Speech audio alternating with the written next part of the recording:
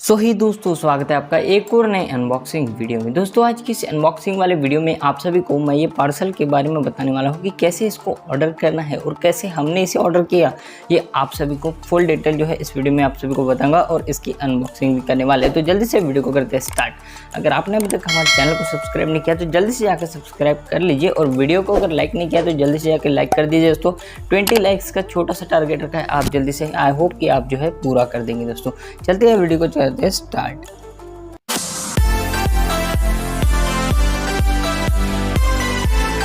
तो हे welcome back दोस्तों, अभी जो है हम इसे यहाँ से जो है कट कर लेते हैं। आप सभी देख रहे हो।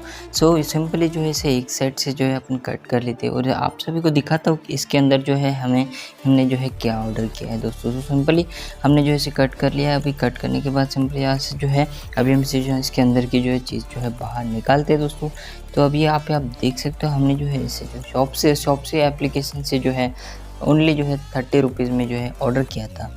वो भी दोस्तों एक नया अकाउंट क्रिएट करके जो है फर्स्ट ऑर्डर जो है हमने जो है किया था दोस्तों, जिसका लिंक आप सभी को डिस्क्रिप्शन में मिलेगा। आप जाके इसको बाय कर सकते हो दोस्तों। ओनली जो है 30 रुपीज़ में जो है तीनों आइटम जो है हमने बाय परचेज जो है किए है दोस्तों।